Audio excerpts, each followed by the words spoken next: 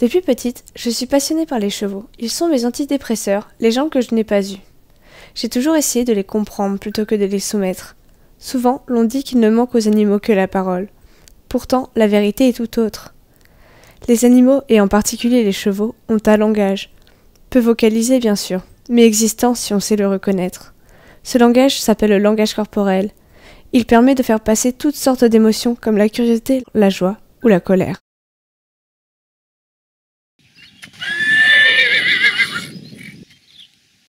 Lorsque je vais pour brosser Vento et que je vois qu'il n'est pas très réceptif, alors ça peut être parce que l'hiver il y a beaucoup de boue, que je prends une étrie peut-être un peu trop rude pour lui, hein.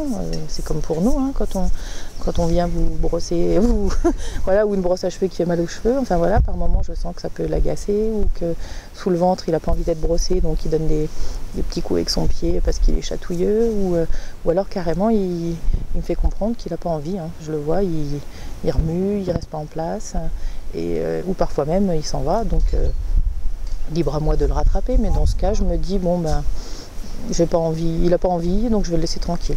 Parce que le jour où il a envie, on peut être au milieu du pré, je le brosse, il va pas bouger d'un poil pendant 30 minutes, et là c'est un moment où je me dis bon bah il est bien, ça lui plaît, ça lui fait plaisir, et vraiment il ne va pas bouger, quelque chose d'assez, voilà. Et je peux le brosser, lui faire les pieds, là. Il est immobile et vraiment on sent que là, ça, voilà. Donc c'est le moment que j'apprécie parce que voilà, j'ai pas envie que ce soit un peu comme ma poupée Barbie où j'ai dit tiens aujourd'hui je vais te coiffer. Voilà, j'ai envie de te brosser mais je veux que ça te fasse du bien. Donc j'aimerais que tu me montres que ça te fait du bien ou que tu me dis si ça ne t'en fait pas ou que tu n'as pas envie. Il m'a été dit que quand un cheval se sent vraiment bien dans l'environnement où il est, il lui arrive de se coucher. Voilà. Quand un cheval, c'est un langage, voilà, quand le cheval se couche, ça prouve qu'il est vraiment très bien, qu'il a trouvé sa place dans son troupeau, même s'il est dominé, hein, mais qu'il a trouvé sa place et qu'il se plaît vraiment à l'endroit où il est. Alors il y a eu des moments, parce que comme j'ai changé plusieurs fois de pension, où j'ai déjà vu Vento coucher, rarement, parce que plus les gens chez qui il était en pension.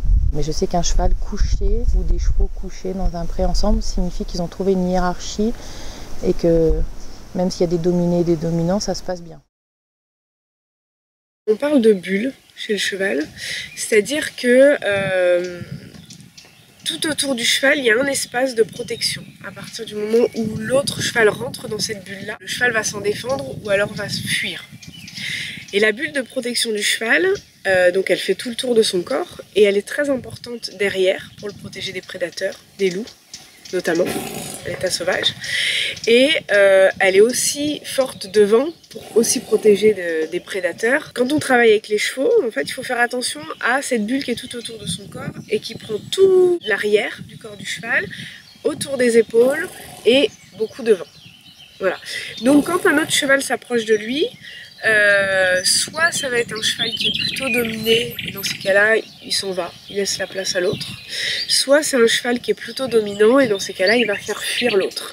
Et en fait, il fait fuir l'autre à partir du moment où il va pousser sa bulle contre la bulle de l'autre cheval. Cette bulle-là et cet espace du cheval, c'est primordial en fait dans sa manière dont il va se déplacer et dont il va dialoguer avec les autres. Donc quand ça arrive derrière, soit il va fuir, soit il va baisser les oreilles, soit il va se retourner pour attaquer un petit peu l'autre. Et quand c'est devant, bah, il a pareil tendance à fuir. Et nous, quand on arrive un peu trop devant un cheval, un peu trop rapidement, il lève la tête, il est un peu étonné. D'ailleurs, quand on arrive devant le cheval, comme ça, il y a un langage qui est important. Nous, on arrive, on est debout. Et le cheval, c'est un animal qui a 4 pattes. Et quand tu vois dans la nature un cheval qui se met debout, en général, c'est une agression. En général, c'est les étalons qui se mettent debout l'un en face de l'autre pour faire leur territoire et dire non, c'est toi tu te pousses, c'est moi qui suis là. Voilà. Donc un cheval qui est debout, en fait, c'est agressif. Et nous, on est tout le temps debout. Donc en fait, on a toujours une position d'agression vers le cheval. Donc si en plus on lève les mains, alors là, on vient l'attaquer. Donc là, les chevaux, soit ils baissent les oreilles, soit ils mordent, ils font mine de se retourner.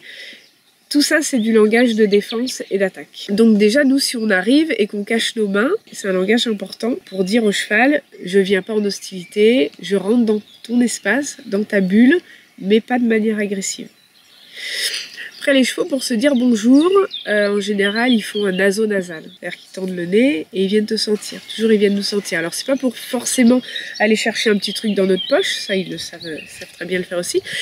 Mais en général, c'est pour se dire bonjour. Et si nous, on arrive avec les mains dans le dos et en tendant le nez, le cheval, il vient nous dire bonjour et il se sent pas agressé. Et à partir de ce moment-là, on peut rentrer dans sa bulle et on devient un congénère. Maintenant, je continue d'en apprendre toujours plus sur les chevaux, leur langage et leur comportement. C'est une remise en question constante, mais en tant que passionnée, je ne regretterai jamais tout ce temps passé à leur côté.